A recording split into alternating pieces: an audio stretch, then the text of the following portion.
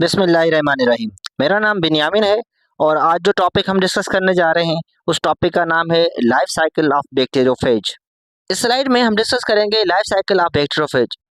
जैसा कि हम जानते हैं बैक्टीरियोफेज एक ऐसे किस्म का वायरस है जो कि बैक्टीरिया के ऊपर अटैक करेगा और ये बैक्टीरिया के ऊपर अटैक करने के बाद अपनी मल्टीपल कॉपीज कैसे बनाएगा, इसी को हम लाइफ साइकिल कहते हैं। और अगर हम लाइफ साइकिल की बात करें और वो वायरस अगर बैक्टीरियोफेज है तो उसको हम लाइफ साइकिल ऑफ बैक्टीरियोफेज का नाम देंगे। यानी कि बैक्टीरियोफेज एक ऐसा वायरस है जो कि बैक्टीरिया के ऊपर अटैक करेगा और अपने जैसी मल्टीपल कॉपीज बनाएगा, इसी को हम लाइफ साइकिल ऑफ बैक्टीरियोफेज का नाम देते हैं। अब लाइफ साइकिल ऑफ बैक्टीरियोफेज को हमने दो हिस्सों में बांटा है, एक का नाम लाइटिक साइकिल जबकि दूसरे का नाम लाइसोजेनिक साइकिल है। इस स्लाइड के अंदर हम डिस्कस करेंगे definition of the lytic cycle. तो ज़रा लाइटिक साइकिल की डेफिनेशन को समझने की कोशिश करते हैं। यहाँ लिखा हुआ है कि लाइटिक साइकिल एक ऐसे किस्म का प्रोसेस होगा जिसमें वायरस की रेप्लिकेशन होगी और नतीजे में जो होस्ट सेल है उसको डिस्ट्रक्ट करते हुए ये वायरस बाहर आएगा। इसको बेहतर समझने के लिए हम यहाँ इस पिक्चर में देखते हैं। यहाँ पर ये हमें होस्ट सेल नजर आ रहा है। इस होस्ट सेल के ऊपर ये बैक्टीरियोफेज वायरस अटैक कर रहे हैं। बैक्टीरियोफेज वायरस जैसे इसके ऊपर अटैक करेंगे तो अपना डीएनए या जेनेटिक मटेरियल वो होस्ट सेल के अंदर पेनिट्रेट करेंगे। उसके बाद होगा यूं कि वायरस अपने मल्टीपल बॉडी के पार्ट्स बनाएगा, हेड, टेल फाइबर्स एटसेट्रा। उसके बाद ये सारे के सारे पार्ट्स वायरस के आपस में असेंबल हो जाएंगे और एक कंप्लीट वायरस बनेगा और डिफरेंट एंजाइम वायरस सीक्रेट करेगा लाइक लाइसोजाइम्स, जिसकी वजह से ये सेल को बस्ट करते हुए बाहर आएंगे। तो इसमें नज़र हमें ये आ रहा है कि एक वायरस सेल के अंदर एंटर हो रहा है और अपने जैसे बहुत सारे और वायरस बनाकर इस सेल को तबाह और बर्बाद करके बाहर आ रहा है। यही इसकी डेफिनेशन है कि वायरस अपनी रेप्लिकेशन कर रहा है, रिजल्ट में होस्ट सेल की डिस्ट्रक्शन हो रही है और बहुत सारे वायरस सेल से रिलीज हो रहे हैं। इस स्लाइड के अंदर हम स्टेप्स ऑफ लाइटिक साइकिल को डिस्कस करेंगे और आगे की हर एक स्लाइड के अंदर हम हर एक स्टेप को डिस्कस करेंगे। इस स्लाइड के अंदर सबसे पहला स्टेप डिस्कस करने जा रहे हैं जिसका नाम है अटैचमेंट। अब अटैचमेंट में होता यूँ है कि एक वायरस आता है और वो बैक्टीरिया के सेल के साथ अटैच होने की कोशिश करेगा। अटैच कुछ यूँ होगा कि जो ये बैक्टीरिया है इसकी आउटर वॉल के ऊपर रिसेप्टर्स होंगे, उस रिसेप्टर के साथ ये वायरस आकर लैंड करेगा। यानी कि इसकी जो टेल फाइबर्स हैं ये उनके रिसेप्टर के साथ बाइंड हो जाएंगे जो कि होस्ट सेल के मेम्ब्रेन के ऊपर लगे हुए हैं। ये जो इनकी अटैचमेंट होती है ये अटैचमेंट रिवर्सिबल होती है। यही बात लिखी हुई है कि वायरस जो है वो अटैच होंगे बैक्टीरियल सेल सरफेस रिसेप्टर के साथ और इनकी जो अटैचमेंट है वो रिवर्सिबल होती है। अब हम बात करेंगे सेकंड स्टेप की जिसका नाम पेनिट्रेशन है। अब पेनिट्रेशन के अंदर होगा यूँ कि ये जो वायरस फर्स्ट स्टेप में सेल सरफेस के ऊपर आकर अटैच हुआ था, सेकंड स्टेप के अंदर इस वायरस के अंदर पड़ा हुआ डीएनए वो पेनिट्रेट होगा इस होस्ट सेल के अंदर जिसका नाम बैक्टीरिया है। अब ये होस्ट सेल के अंदर किस तरह से डीएनए पेनिट्रेट होगा ये हमें समझना है। इसके लिए वायरस के पास एक होती है टेल शीथ। अब ये जो टेल शीथ है ये यूज़ करेंगे बैक्टीरियोफेज वायरस और इसकी सेल वॉल के अंदर एक होल क्रिएट करेंगे और नतीजे में इसके जो हेड है वहाँ से डीएनए इस ट्यूब के ज़रिए ट्रांसफ़र होगा बैक्टीरिया के अंदर। अब ये याद रखिएगा पूरा वायरस सेल के अंदर नहीं जा रहा, सिर्फ और सिर्फ उसका जेनेटिक मटेरियल डीएनए सेल के अंदर जा रहा है। रिमेनिंग स्ट्रक्चर जो सेल के बाहर है उसको हम घोस्ट का नाम देंगे। अब इस स्लाइड के अंदर हम लाइटिक साइकिल का थर्ड स्टेप डिस्कस करेंगे जिसका नाम बायोसिंथेसिस है। अब होगा कुछ यूँ कि वायरस जैसे ही अपना डीएनए इंसर्ट करवाएगा होस्ट सेल के अंदर तो डीएनए के पास मुकम्मल इंफॉर्मेशन होती है कि डीएनए से प्रोटीन कैसे बने और डीएनए से डीएनए कैसे बने। तो ये जो होस्ट सेल के अंदर अपना डीएनए इंसर्ट करेगा तो होस्ट सेल को ये हाईजैक करेगा और उसको कहेगा उसके राइबोसोम्स को इस्तेमाल करते हुए अपने प्रोटीन बनाएगा, उसके एंजाइम को इस्तेमाल करते हुए अपने डीएनए की रेप्लिकेशन करवाएगा और साथ साथ एक और भी काम करेगा कि जो बैक्टीरिया का डीएनए है ये बैक्टीरिया के डीएनए को भी ब्रेक डाउन कर दे। जैसे ही बैक्टीरिया का जो डीएनए है या बैक्टीरिया का जो क्रोमोसोम्स है जैसे ही वो डिग्रेड होगा तो वहाँ से न्यूक्लियोटाइड मिल जाएंगे और उन्हीं न्यूक्लियोटाइड को असेंबल करते हुए ये अपने बहुत सारे डीएनए के मॉलिक्यूल बनाएंगे। तो न्यूक्लियोटाइड कहाँ से आ रहे हैं वायरस के डीएनए बनाने के लिए, तो वो बैक्टीरिया के डीएनए को तोड़कर हम हासिल कर रहे हैं। और बैक्टीरिया के पास बहुत सारे राइबोसोम्स भी होते हैं और बैक्टीरिया के अंदर बहुत सारे अमीनो एसिड्स भी होते हैं, इन्हीं को इस्तेमाल करते हुए वो अपने जैसे प्रोटीन भी बनाएगा। तो कहने का मतलब है थर्ड स्टेप के अंदर फेज का जो डीएनए है वो इनको डायरेक्शन देगा ताकि प्रोटीन बना सके और न्यूक्लियोटाइड जो है वो हासिल कर सके होस्ट सेल के डीएनए को डिग्रेड करके, और इनका इस्तेमाल करते हुए फेज अपने बहुत सारे कंपोनेंट बनाएगा और इन्हीं कंपोनेंट को असेंबल करते हुए फिर आगे चलकर एक मुकम्मल वायरस बनेगा। अब हम लाइटिक साइकिल का फोर्थ स्टेप डिस्कस करेंगे जिसका नाम मैचुरेशन है। अब मैचुरेशन में कुछ यूँ होगा कि थर्ड स्टेप के अंदर जो डिफरेंट इनके बॉडी के पार्ट्स बने थे, हेड बना था, tell fibres etcetera, fourth step में आकर ये सारे के सारे पार्ट असेंबल हो जाएंगे और एक मुकम्मल न्यू फेज बनता हुआ नजर आएगा। तो यहाँ पर यही लिखा हुआ है मैचुरेशन में जो भी कंपोनेंट है वायरस के वो आपस में आकर असेंबल होंगे और न्यू फेज तैयार होगा और जिसके अंदर वायरस का डीएनए होगा।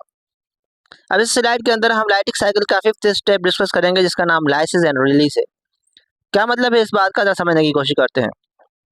फोर्थ स्टेप में जैसे ही कंप्लीट एक वायरस बन चुका था, अब ये वायरस लाइसोजाइम्स एंजाइम्स बनाएंगे जो कि बैक्टीरिया की सेल वॉल को ब्रेक करेंगे और वो बैक्टीरिया की सेल वॉल से ये वायरस बैक्टीरिया की सेल वॉल के जरिए बाहर रिलीज हो जाएंगे। तो कहने का मतलब ये है कि फर्स्ट स्टेप के अंदर वायरस आकर होस्ट सेल के साथ अटैच होता है। सेकंड स्टेप के अंदर हमने देखा कि इनका डीएनए बैक्टीरियोफेज वायरस का डीएनए बैक्टीरिया के अंदर जाता है। थर्ड स्टेप के अंदर हमने ये देखा कि जो बैक्टीरिया का डीएनए है उनके पास मुकम्मल इन्फॉर्मेशन होती है जो कि बैक्टीरिया की सेल को हाईजैक करके अपने जैसे अपने बॉडी के बहुत सारे कंपोनेंट बनाने की कोशिश करता है जिसमें हेड टेल फाइबर्स एटसेट्रा बहुत सारी चीज़ें बनती है, इवन डीएनए की भी रेप्लिकेशन होती है। जैसे ये बहुत सारे पार्ट्स बन जाते हैं तो फोर्थ स्टेप के अंदर हमने देखा इनकी असेंबली होती है, सारे पार्ट्स मिलकर एक कंप्लीट फेज बनाते हैं। और फिफ्थ स्टेप के अंदर हमने ये देखा कि वायरस लाइसोजाइम्स एंजाइम सीक्रेट करेगा जिसकी वजह से सेल वॉल ब्रेक डाउन हो जाएगी और ये सारे के सारे बैक्टीरियोफेज वायरस इस सेल से आज़ाद होकर बाहर जाएंगे। और ये लिखा हुआ है जब ये सेल से बाहर निकलेंगे तो इनका नंबर तकरीबन 100 या 200 हो सकता है। इस स्लाइड के अंदर हम बात करेंगे लाइसोजेनिक साइकिल की। सबसे पहले डेफिनेशन को समझते हैं। लाइसोजेनिक साइकिल एक ऐसे किस्म की साइकिल होगी जिसमें virus bacteriophage virus host cell के ऊपर अटैक करेंगे और अपने जैसी मल्टीपल और कॉपीज बनाएंगे और इस तरह से अपनी रेप्लिकेशन करेंगे कि होस्ट सेल को कोई डैमेज ना हो। इसको थोड़ा सा बेहतर समझने के लिए हमें इस पिक्चर को देखना होगा। थोड़ा सा ओवरव्यू देखते हैं। सबसे पहले यहाँ आपको एक बैक्टीरियोफेज वायरस नजर आ रहा है जो कि इस बैक्टीरिया के ऊपर अटैक कर रहा है और अपना डीएनए जो है वो होस्ट सेल के अंदर इंट्रोड्यूस करवा रहा है और नतीजे में ये इसका डीएनए जो है वो सर्कुलर फॉर्म में बनता हुआ हमें नजर आएगा। ये बैक्टीरियोफेज का जीनोम है। नेक्स्ट स्टेप में बैक्टीरियोफेज का जीनोम जो कि रेड कलर से दिखाया गया है वो होस्ट सेल के जीनोम के साथ बैक्टीरिया के जीनोम के साथ इंटीग्रेट हो रहा है। अब हमें पता है बैक्टीरिया तेजी के साथ मल्टीप्लाई होते हैं, 20 से 30 मिनट लगते हैं एक बैक्टीरिया से दो बैक्टीरिया बनने के लिए। जब बैक्टीरिया मल्टीप्लाई होंगे तो बैक्टीरिया अपने डीएनए की कॉपीज बनाएंगे। जैसे ही अपने डीएनए की कॉपीज बनाएंगे तो इसके साथ साथ वायरस का डीएनए भी अटैच है तो वायरस के डीएनए की भी कॉपी बनती जाएगी। अब एक बैक्टीरियल डीएनए से अगर दो बैक्टीरियल डीएनए बनेंगे तो साथ साथ एक वायरल डीएनए से भी दो वायरल डीएनए बनते हुए हमें नजर आएंगे। नेक्स्ट स्टेप में क्या होगा, ये दोनों डीएनए अलग अलग हो जाएंगे, अपोजिट पोल में चले जाएंगे और बीच में एक दीवार आएगी और एक बैक्टीरिया से दो बैक्टीरिया बनेंगे और ऐसे बनेंगे कि इनके अंदर वायरल डीएनए भी पड़ा होगा। हमने क्या देखा कि वायरल डीएनए एक आया था। अब जब एक बैक्टीरिया से दो बैक्टीरिया बने तो वायरल डीएनए की भी रेप्लिकेशन हुई और इसमें किसी भी वायरस की वजह से किसी भी बैक्टीरिया को कोई डैमेज नहीं हुआ है। तो हम कह सकते हैं लाइसोजेनिक साइकिल एक ऐसी साइकिल होगी जिसमें एक वायरस सेल के अंदर एंटर होगा और अपने मल्टीपल कॉपीज बनाएगा डीएनए की और होस्ट सेल को कोई डैमेज भी नहीं होगा। इस स्लाइड के अंदर हम बात करेंगे लाइसोजेनिक साइकिल के स्टेप्स की। तो सबसे पहला स्टेप है इंजेक्शन। अब इंजेक्शन के अंदर होगा यूँ कि जो होस्ट सेल है बैक्टीरिया, इस होस्ट सेल के अंदर बैक्टीरियोफेज वायरस का जो डीएनए वो इंजेक्ट करवाया जाएगा। तो बैक्टीरियोफेज का डीएनए अगर होस्ट सेल के अंदर इंजेक्ट हो रहा है तो इसका नाम, इस स्टेप का नाम इंजेक्शन है। और ये तमाम तर काम सिमिलर मैनर में होगा जैसे लाइटिक फेज के अंदर होता है। लाइटिक फेज के अंदर हमने ये डिस्कस किया था कि बैक्टीरियल सेल वॉल के ऊपर रिसेप्टर होंगे और बैक्टीरियोफेज वायरस उन रिसेप्टर के साथ बाइंड होगा और उसके साथ साथ इसकी टेल शीट जो है वो वाइब्रेट करेगी और एक होल क्रिएट होगा बैक्टीरियल सेल वॉल के अंदर और वहाँ पर वायरस का डीएनए इंटर होगा और वायरस का डीएनए जैसे ही इंटर होगा तो वो सर्कुलर फॉर्म में शेप बना देगा अपनी। और जो नेक्स्ट स्टेप है उसका नाम है इंटीग्रेशन। अब इंटीग्रेशन में ये होगा कि जो वायरल डीएनए और बैक्टीरियल डीएनए दोनों आपस में फ्यूज हो जाएंगे। इसको हम सेकंड स्टेप का नाम देंगे इंटीग्रेशन। जैसे कि आपको यहाँ नजर आ रहा है ये रेड कलर से वायरल डीएनए जबकि दूसरा डीएनए बैक्टीरियल डीएनए है, दोनों आपस में फ्यूज होते हुए नजर आ रहे हैं और जो स्ट्रक्चर बनेगी इसका नाम प्रोफेज होगा। यहाँ देखिए फेज का जीनोम इनकॉर्पोरेट हो रहा है होस्ट डीएनए के साथ और एक स्ट्रक्चर बनेगी जिसका नाम प्रोफेज होगा। अगर हम थर्ड स्टेप की बात करें तो थर्ड स्टेप का नाम है रेप्लिकेशन। अब रेप्लिकेशन का मतलब ये है कि वायरस जो है, वायरस का डीएनए वो अपनी मल्टीपल कॉपीज बनाएगा और इस तरह से बनाएगा कि होस्ट सेल को कोई डैमेज भी ना हो। ये चीज़ समझने के लिए हमें इस स्ट्रक्चर को गौर से देखना होगा। हमें पता है ये एक बैक्टीरिया है और एक बैक्टीरिया से जब दो बैक्टीरिया बनते हैं तो ये काम होने के लिए 20 से 30 मिनट काफ़ी है। तो 20 टू 30 मिनट में के अंदर एक बैक्टीरिया से दो बैक्टीरिया आराम के साथ बन जाते हैं। अब बैक्टीरिया अपनी मल्टीपल कॉपीज कैसे बनाता है, उसका तरीक़ेकार कुछ यूँ होगा कि बैक्टीरियल डीएनए जो है वो रेप्लिकेट होगा और एक बैक्टीरियल डीएनए से दो बैक्टीरियल डीएनए बनेंगे। याद रहे, क्योंकि ये बैक्टीरियल डीएनए के साथ होस्ट सेल के साथ जहाँ पर वायरस का डीएनए भी अटैच्ड है, जैसे ही एक डीएनए से दो डीएनए बनेंगे तो इन डीएनए के अंदर आपको वायरस का डीएनए नज़र आएगा। जैसे ये दो डीएनए बन गए तो इसके बाद क्या होगा कि दोनों डीएनए ये अपोजिट पोल की तरफ चले जाएंगे और बीच में से ये सेल डिवाइड होगा और एक सेल से दो सेल बनेंगे। और जब दो सेल बनेंगे तो इनके अंदर बैक्टीरियल डीएनए के साथ होस्ट सेल के साथ साथ आपको वायरल डीएनए भी नज़र आएगा। और इसमें इस तरह से वायरस अपने डीएनए की रेप्लिकेशन करवा रहा है कि होस्ट सेल को कोई डैमेज ना हो। इसी को हम लाइसोजेनिक साइकिल का नाम देते हैं। अब हम बात करेंगे एक्टिवेशन की। अब एक्टिवेशन से मुराद ये है कि अगर ये बैक्टीरियोफेज वायरस जो सेल के अंदर रह रहा है, इसको फील हो कि इसका अंदर का एनवायरनमेंट, इस बैक्टीरिया का एनवायरनमेंट अब इसके लिए अनफेवरेबल है, तो ये प्रोफेज दोबारा एक्टिव हो जाएगा और ये लाइटिक साइकिल अख्तियार करेगा। इस स्लाइड को अंडरस्टैंड करने से पहले मैं चाहूँगा कि इस पिक्चर को समझा जाए।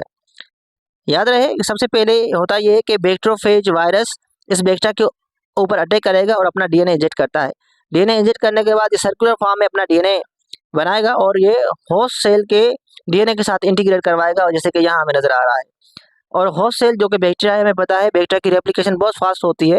20 से 30 मिनट के अंदर एक बैक्टीरिया से दो बैक्टीरिया बन जाएंगे। क्योंकि इस बैक्टीरिया के डीएनए के साथ वायरस का डीएनए भी है, तो वायरस के डीएनए की भी कॉपीज बनेगी और ये साइकिल चलती रहेगी मल्टीपल टाइम तक। और जैसे ही कंडीशन अगर अनफेवरेबल होगी तो बैक्टीरिया का डीएनए से वायरस का डीएनए अलग हो जाएगा, जैसे यहाँ दोबारा दिखाया गया है। और अगर ये सेल से बाहर आना चाहे तो कैसे आएगा, तो इसको लाइटिक साइकिल अख्तियार करनी पड़ेगी। अब ये लाइसोजेनिक साइकिल से स्विच टू करके लाइटिक साइकिल में आ जाएंगे।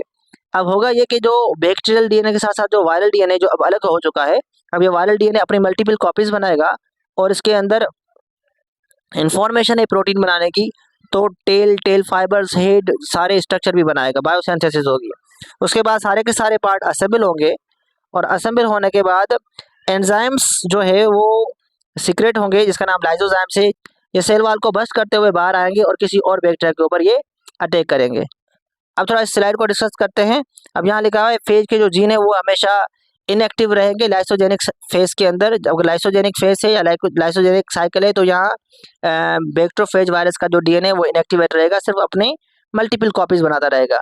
जैसे ही इन्वायरमेंटल कंडीशन ट्रिगर करेगी, अनफेवरेबल होगी फेज के लिए, जैसे कि रेडिएशन या केमिकल के साथ एक्सपोज हो रहा है ये वायरस, तो ये एक्टिवेट हो जाएगा और इसकी जो जीन है वो भी एक्टिवेट हो जाएगी।